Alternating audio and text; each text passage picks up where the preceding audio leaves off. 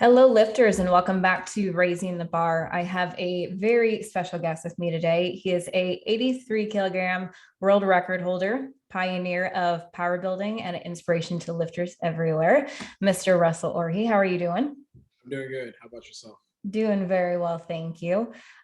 So most of your followers definitely keep up with you on social media, as do I, and very well aware of everything that you've been, everything that's been going on with you here lately. So I just wanted to start with a little bit of background about you, kind of what got you started in powerlifting and what that journey was like from the start to where you're at now. Yeah, for sure. So it's interesting because I started off as like a football player, Mhm. and I love training inside the weight room. So there was a period of time where I went off to college. I was going to Texas Tech, and I walked on.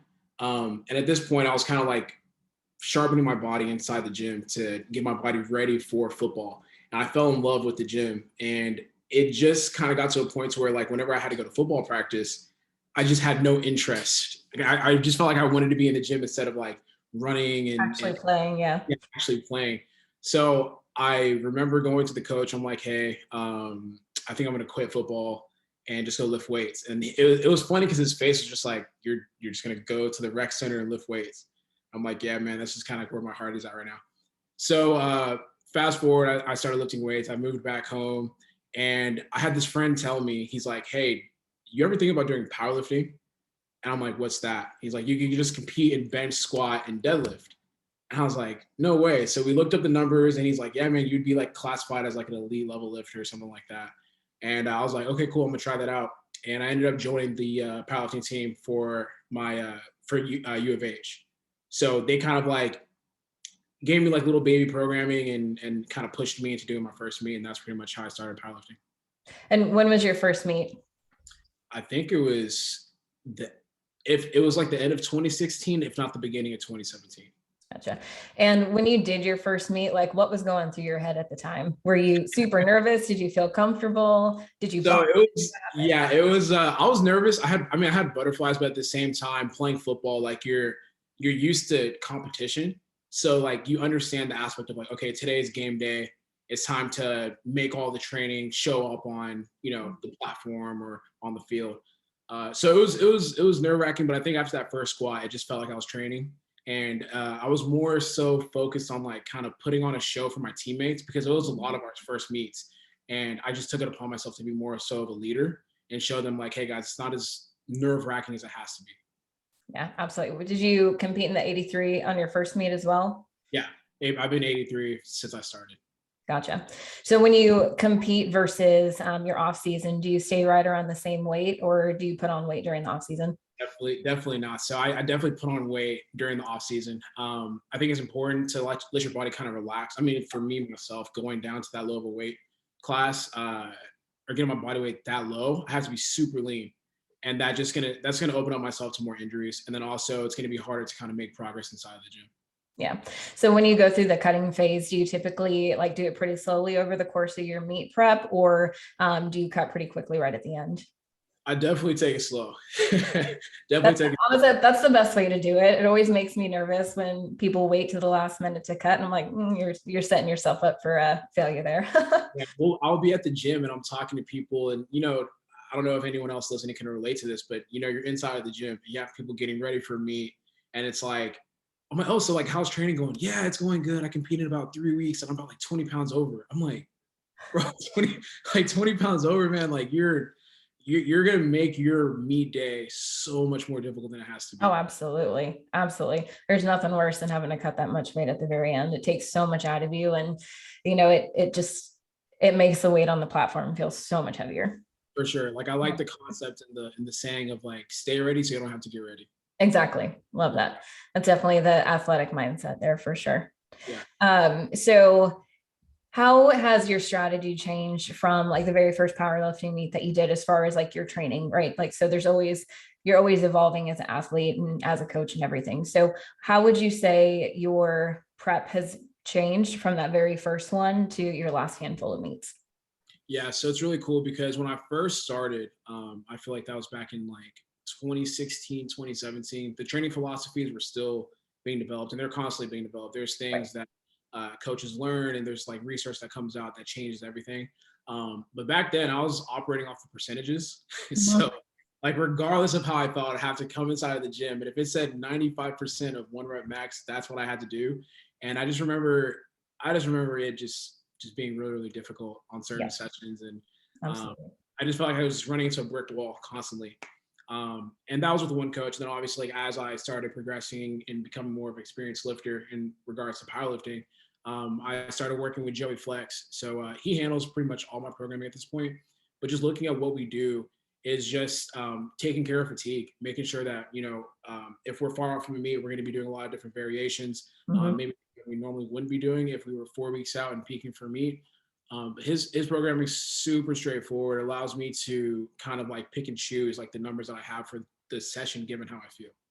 Gotcha. Yeah, absolutely. So when I first started as well, I was working on percentages, and 80% on a Monday, is going to feel completely different than 80% on a Friday, depending on what your week looked like. Right. So I found that especially with new lifters, like understanding the concept of RPE is very difficult because you really don't know like what your body's truly capable of yet when you're just starting out. So having a good understanding of that is definitely going to help the training process. And I think a lot of lifters, especially newer lifters, like don't understand how important recovery actually is. Oh, for sure. For Yeah. sure. There was like this, sorry to cut you off. No, you're good. Go ahead. Yeah, my coach posted, I think literally like today, he's like, people underestimate the value of RP6. I think for me as a lifter, sometimes I can't help it. Like when you're a powerlifter, you want to be strong all the time. You want to lift as much weight as possible every single time you step inside the gym. And we see RP6, it's kind of like, damn, like I kind of wanted to like lift a lot more weight today. Yeah. But that's like you said, it's like a recovery portion. It's like, hey, focus on technique, get through the movement, and then we're setting ourselves up for maybe a bigger lift in 2 to 3 weeks. Yeah, absolutely. So with the whole concept of power building, which, for people who are listening who may not know what power building is, it is a combination of strength training as well as like the aesthetic benefits of hypertrophy. And is that something that is that a way that you typically train, or like at what point in your prep do you just transition over to strength if you do it all? Yeah, so I every single day I train, it's power building. For me personally, like I said, this is like a personal thing. I think if my coach had it one way, it would definitely just be powerlifting all the time. But, for myself, just to stay stimulated inside of the gym, I need to have that extra work. Squat, bench, and deadlift just isn't enough for me to like execute in one session. I'll finish up my workout, and I just feel like the work isn't done. And I do value aesthetics at a certain point. I like to be strong and then look strong at the same time. Right. Yeah. So I don't know if you want me to break down how I go about power building or like. Sure. Yeah, absolutely. Let's dive into it. Yeah, I mean, I think people think it's like some super like intricate type of like thing. For me, it's literally, okay, you have squat, bench, and deadlift. Let's say I have bench for a session. I'll go in, I'll do my bench work, and then immediately after that, I'll follow up with a higher volume accessory day where I'm doing like, I know some powerlifters, they have like maybe close grip bench for their accessory. I'll do the close grip bench, but then add in like a whole bodybuilding session that would complement the muscles that you work on close grip bench or bench in general. Gotcha. So that's pretty much how I run my power buildings. Same thing for squat too. If I have squat, that means leg day. If I have deadlift, I'm probably going to be doing back and bicep or something like that. And do you typically do a push pull? Like if you're doing bench, you work back with it. Yeah. So the way my training goes is Monday's bench, Tuesday squat, and then Wednesday bench again, and then Thursday I deadlift. So yeah. Gotcha. And do you the 2 days that you bench, is one typically a higher volume, or is one is a little heavier with some variation added in, like a tempo or a pause or anything? Yeah, for sure. So my first bench day is going to be the heavy day, and that's where I'm going to be doing my variations. And then Wednesday and Friday are usually just higher. So Wednesday is my higher volume day, and then after that, Friday is like low volume. But usually that's when I feel really, really strong on bench. So I'll like do maybe your heavier repetitions. Gotcha. So do you take 3 rest days then? Is that what I'm hearing? No. So I work out. That's another thing too, because I do one compound, well, one big 3 each day. So like if I were to combine those sessions, then yeah, so I would have maybe 3 days out of the week where I rest. But like I said, like personally, I like to go inside the gym every single day. So I have one rest day, which is Sunday. Gotcha. And then as far as like the mobility side of it, do you program any type of mobility to help to like keep the joints lubricated, keep the muscles active, all those things? Yeah, that hasn't been, I do it every single day. But as like, I think, I'm not sure if this is something that, actually, I would say that a lot of people deal with this. Like you just, when you get there, you just want to start working out immediately. Absolutely. But as I get older, I'm starting to learn I got to take care of my body a little bit more. I'm not in my younger 20s anymore, and I can't just roll out of bed and, just get straight to training. I need to take my time and warm the body up, make sure my joints are good, and make sure I'm ready for training. Yeah, just wait till you're in your mid 30s like I am. It gets worse. I'm getting there, so it gets worse. Yeah. Yeah, I actually had my first like pretty major injury last year. Technically I didn't tear it, but I feel like I did. My pectineus muscle in my hip, and it was so bad. It was to the point where like I could not move my leg in any direction. And of course, me being, like the squat queen and I love squatting, I'm trying to just do a body weight squat and couldn't even manage to do it. And it took me out of the game for, I'd say, about 4 months before I like was able to just work box squats back into my programming. So it was definitely very eye-opening as far as the recovery and the rest and all of those other things that we know we need but don't like to do. And for any of my clients that are listening, continue to do the mobility that I program for you. I do as I say, not as I do, but I definitely took it more seriously after I got my first like pretty serious injury. Yeah, I would say injuries definitely humble you very quickly. Yes, they do. Yeah, so I had like an SI joint issue, I want to say maybe 2 years ago, and it just completely like debilitated me. Like it was like, if anyone that's had like an SI joint issue, like you can't even like bend over properly to like put like your shorts on or anything like that. Yeah. So I started gathering more information about what to do mobility wise and recovery wise, and it took me about, I want to say 4 months to kind of get back in there. Like I literally had to stop squatting and deadlifting for a little bit. I'm trying to understand like how to go about recovering from this. And it's funny now because my gym is full with like younger lifters. Yeah.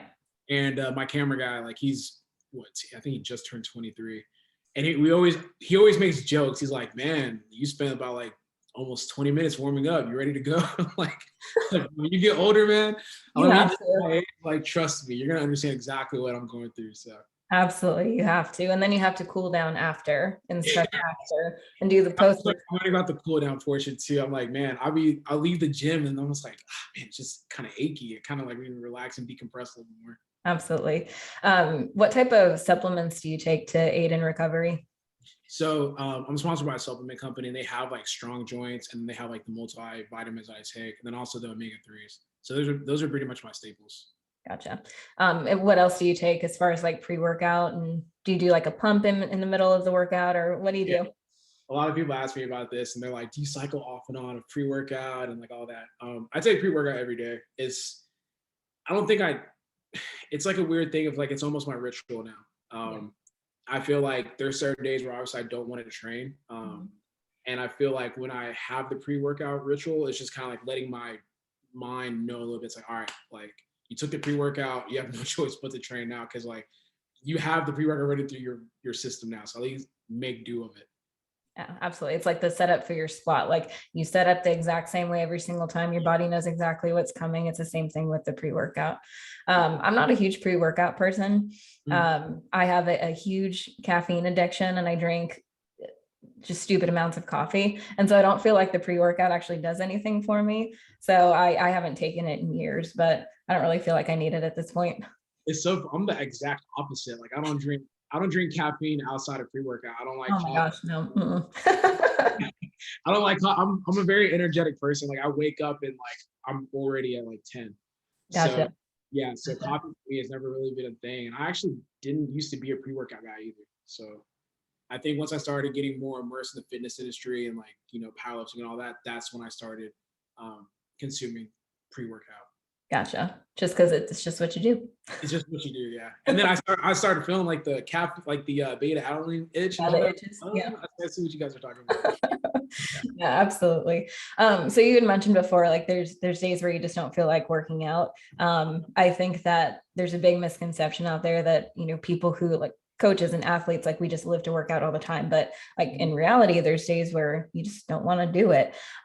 So like when you do have those days, what are some of the things that you do to push past it? Like, is there a certain mindset that you need to get yourself in, or kind of what's your way to work around that?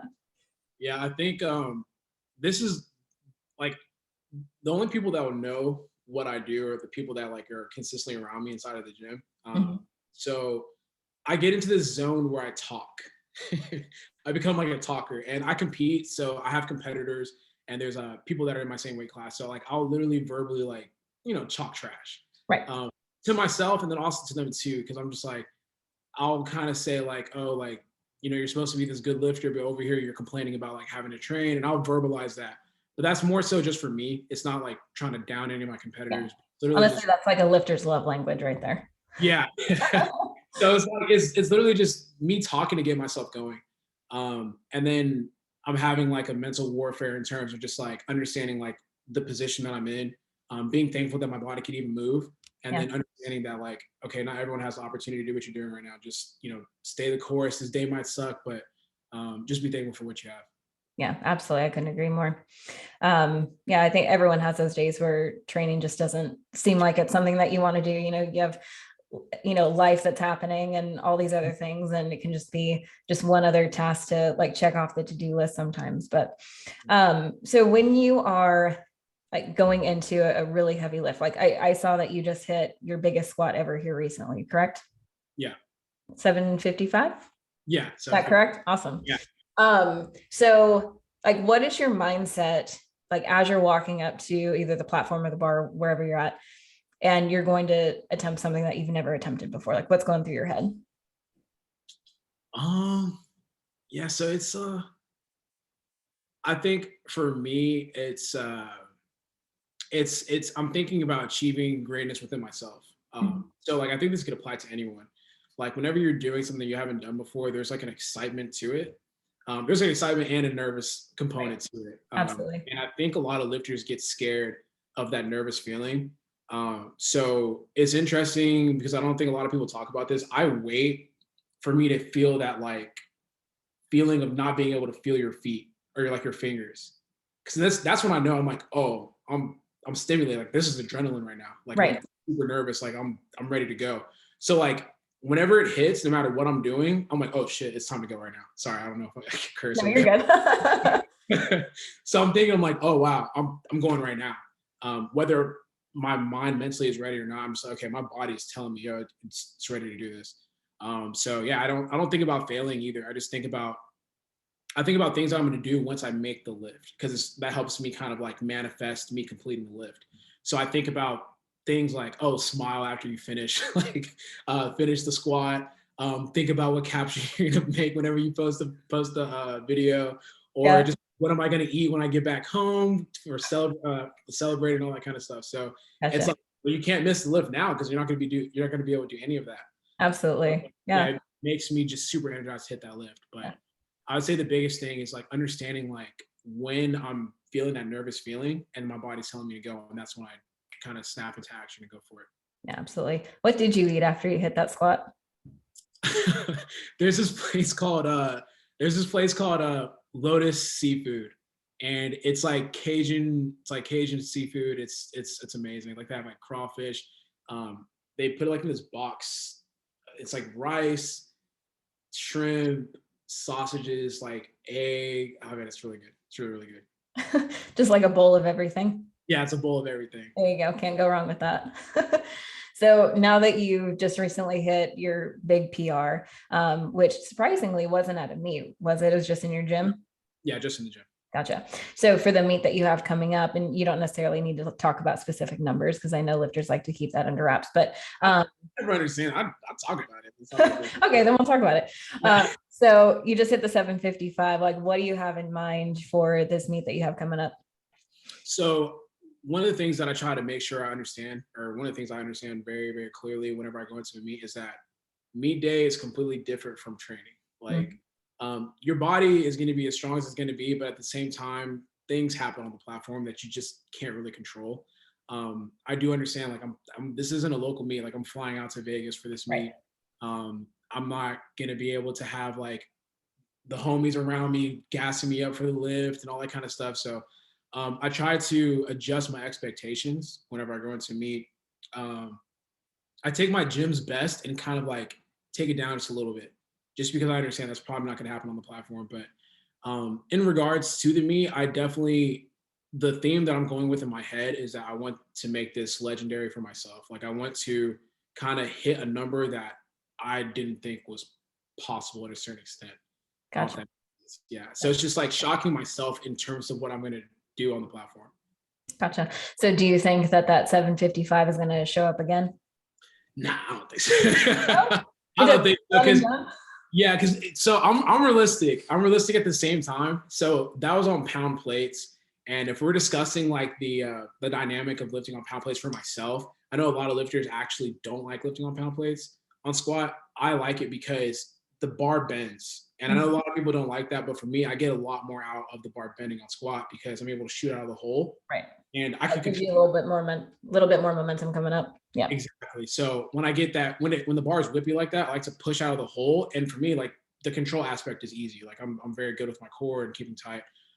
So I get a lot out of the pound plates doing that. Now in competition, you lift on kilo plates. The bar is a little bit unforgiving. Yes. So it's very, very straight. So the dynamics are a little bit different. But I still think I'll be able to break a record squatting. It just won't be 755. I think that number is just, it's pretty absurd. Well, it's not, because you already did it. Yeah.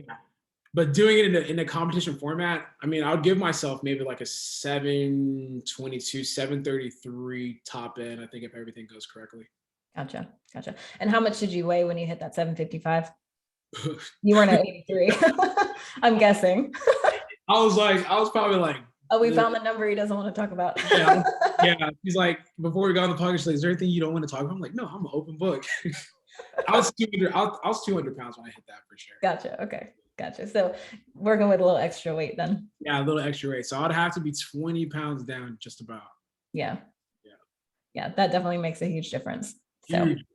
Yeah. So when you are picking your numbers for your meet, like, what is your overall strategy? Like, do you always want to go in, being best lifter and winning, or do you just want to place in your weight class? Does it differ from meet to meet? So it doesn't really differ from meet to meet. For me, it's more so just like, okay, evaluating what I've done in the past. So I'm like, okay, last meet I hit certain amount of, or my total is this amount. Going to my next meet, I would like to see a progression from that. And I try my best to focus on myself when the actual meet comes, because during prep, like, I'm literally battling like different competitors on social media, because like everyone's posting at that point. Right. It's more so just like motivating myself with the competition. But once I get to the actual meet day, I don't concern myself with what they're doing. I literally have to focus on what I'm doing. Because if I'm over here looking at, this lifter, it's gonna hinder my performance to a certain extent. Gotcha. Yeah. So then the way we go about attempts with the way that Joey has kind of talked to me about it is he looks at what we want to hit, and then he kind of goes backwards from there. It's like, okay, if we want top end like 733, that means we need to open with this amount, with this number, and then work our way up to that number if it's there for the day. Gotcha. And I'm assuming he comes with you to the meets? Oh, for sure. Yeah. Yeah. And is he your handler as well, or do you have someone else doing that? Yeah. So he has, what's cool about working with Joey is that he has like it's almost like a team. It's like a full team of people. Yeah. Team. Like, he has lifters everywhere. You could be anywhere like in the world at this point, and like he'll have someone that's going to be able to come out to you. So he's the person that calls the numbers. He handles me. He's like in my ear talking, motivating me, and all that. Gotcha. Has there ever been a meet where he like put a number down that you didn't know what it was, and he walked up to the bar not knowing what it was? Yeah. It was that was the whole meet for my world championship, like my first world championship. Like, that meet, I was so focused on not embarrassing myself, because the previous world championship, I came in with a back injury and just completely just fell flat of any expectations that I had for that meet. And this one I was like, just lift, like whatever he puts on there, don't even ask him, don't ask anything, whatever, just go there and lift. Yeah. Sometimes that works for people. Yeah. Like just not knowing what the heck's on the bar and just going picking up, and you shock yourself and then you shock everybody else. And sometimes it just works. Because I'm able to kind of like look at the weight. I'm like, I think I know what that is, but I'm not going to concern myself too much what it is. Yeah. But then there's other lifters where it's like they have to be in the whole process of like, okay, so they just finish up their attempt and they go to the scores table and they're just like, okay, well, I feel like this. We need to hit this. No, go up 2 kilos. I'm like, I can't be doing all that. Yeah. That's so much more to think about, like when you already have so much on your mind and so many other things that you have to worry about. So, and then also when they call out the weight, they call it out in kilos, and like, I'm sure you can convert pretty quickly, but like a lot of new lifters that I've worked with in the past and they've done their first meets, they can't do the quick math in their head when they're walking up to the bar. So there's been times where like the lifters that I have that are always in their head about the number on the bar, like just not knowing what the heck is on there, and then they shock themselves and, you know, shock their friends and their family that are there watching them, and then they end up doing so much better than they thought that they would. I'm like, I shouldn't have more faith in you than you have in yourself. Yeah. And what's tough too is that if you have like an MC, they'll just like scream the weight that you're doing too. You're just like, it's like, oh, he's about to hit so and so. I was like, oh, I am, like, oh damn. Well, what's that MC? I can't remember his name now, but he MC'd at the Arnold. That You're real like Gino. He was like a pirate. Yeah.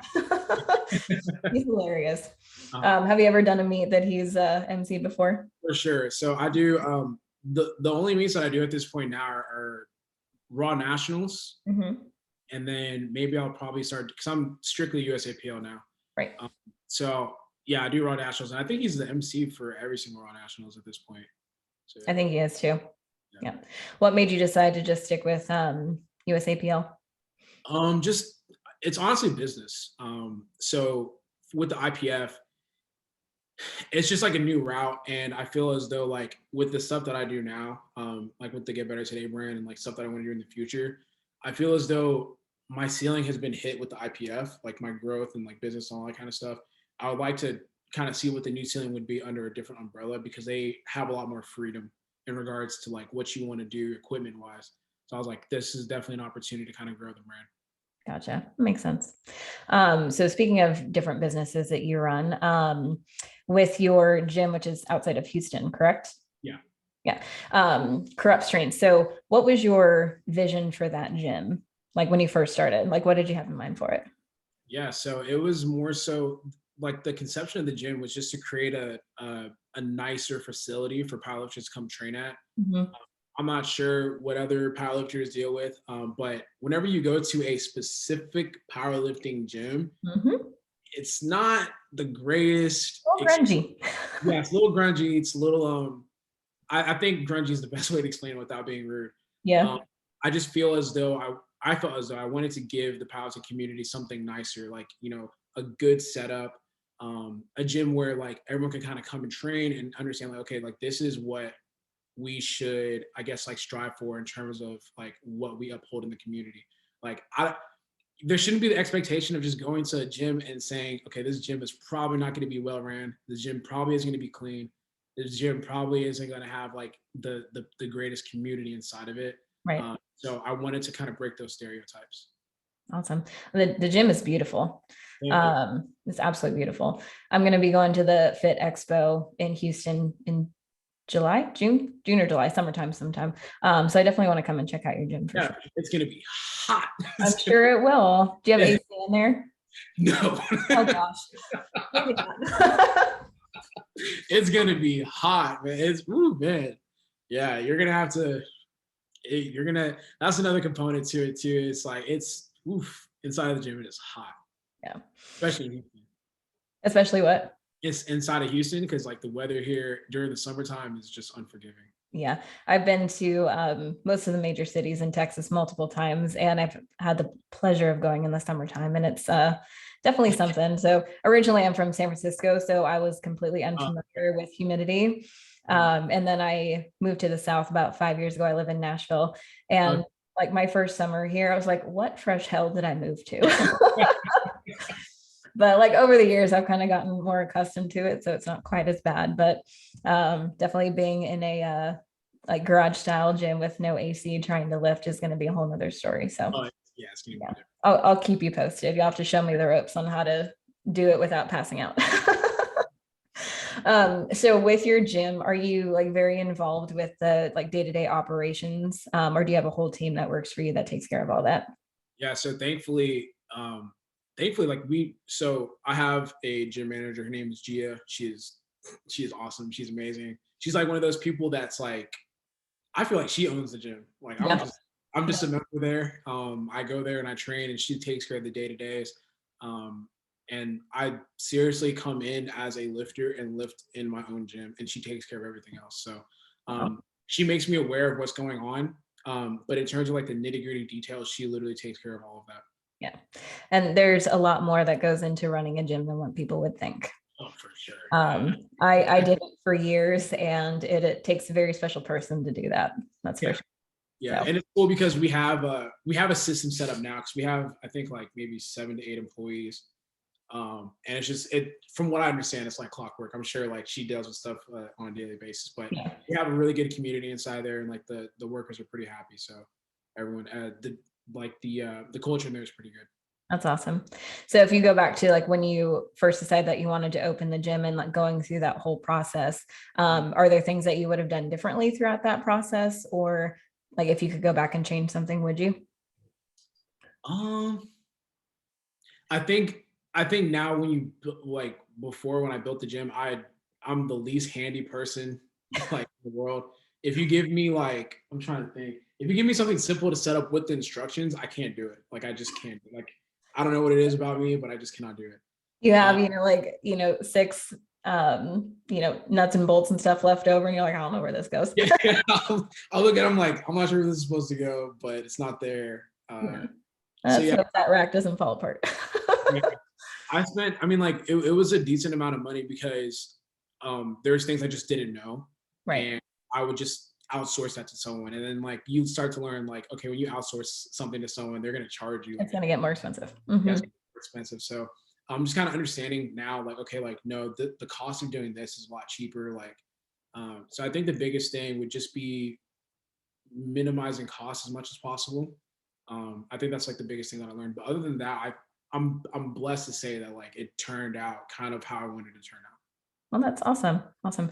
And I'm assuming, still continuing to like put new equipment in there and update how long has it been open?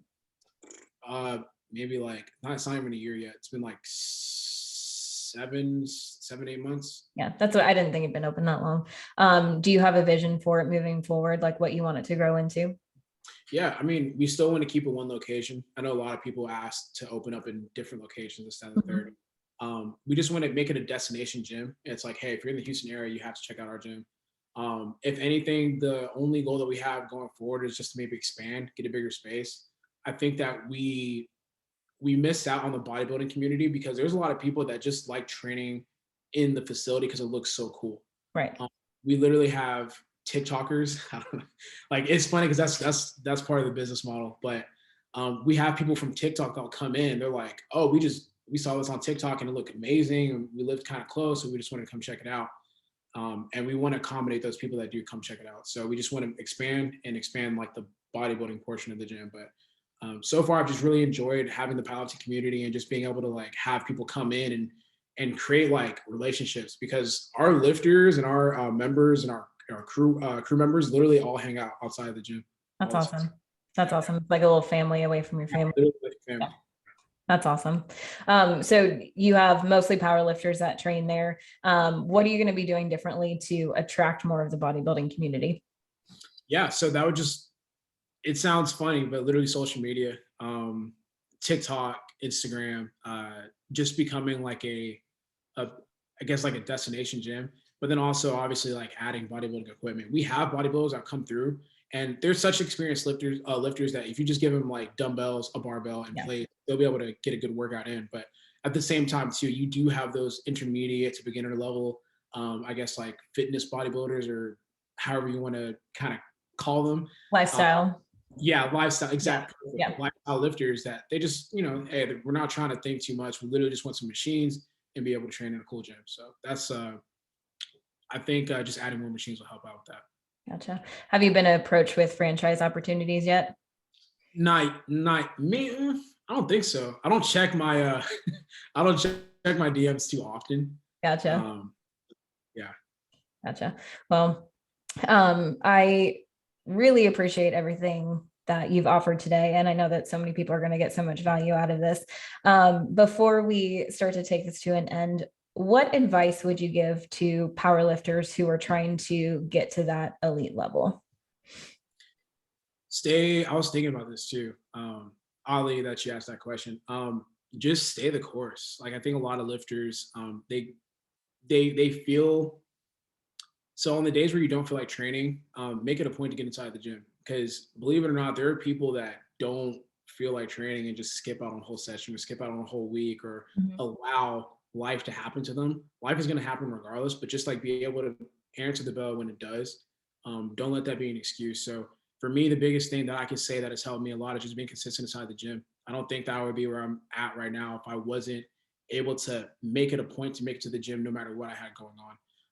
So if you're able to kind of like make that a thing for yourself, try your best to do that. And I think that, training and being smart and being able to leave the gym healthy consistently will allow you to kind of build a total that will allow you to become a elite level lifter.